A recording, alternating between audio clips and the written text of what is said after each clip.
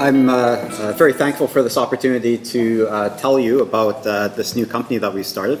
So first I'll tell you a little bit about myself, maybe a minute for that. So I'm a microbiologist at the University of Waterloo. I've been there for about 18 years now. Before that I was 5 years at McDonald campus at McGill. We work a lot in symbiotic nitrogen fixation, so nitrogen fixation associated with alfalfa, a little bit in soybean. We do a lot of genetics. We have started getting into microbial community profiling of soils, and then also accessing the genetic information from the soils to make different types of bioproducts. So bioproducts like bioplastics that can solve this problem of plastics pollution that you see here.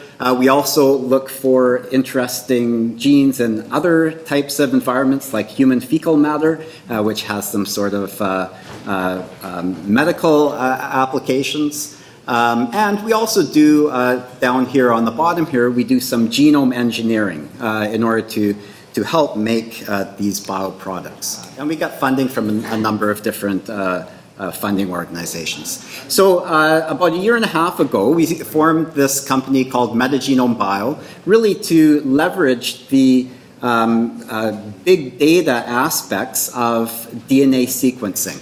And this was formed by a couple of people from the finance industry, so Patrick Ang and Joe Raponi, and then a couple of academics, myself at Waterloo and Nadia Mikichik at Laurentian.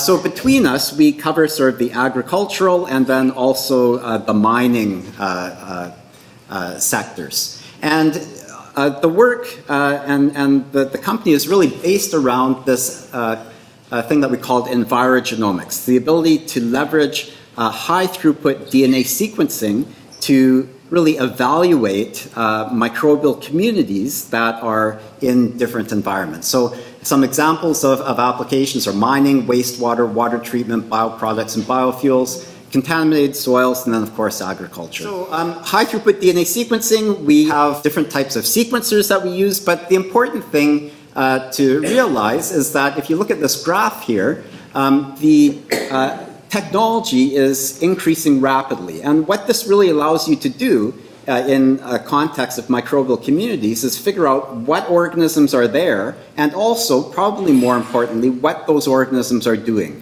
So if you think about an agricultural soil, it's really valuable not just to know what nutrients are present in the soil, but also what microbes are present that are affecting the availability of those nutrients.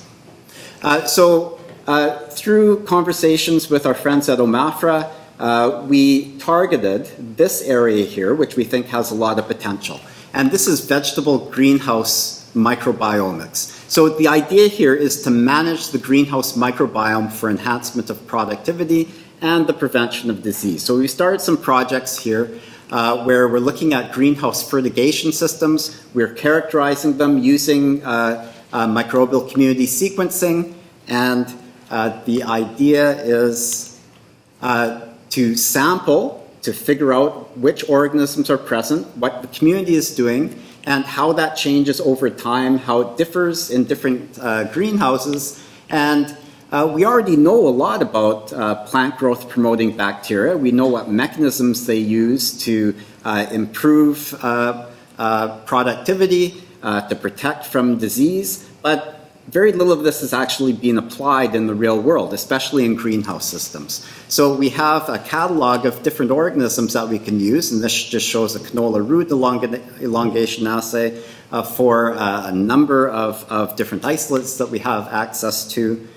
And we can use those to develop different types of inoculants. So really what we're planning to do is to take a two-pronged approach.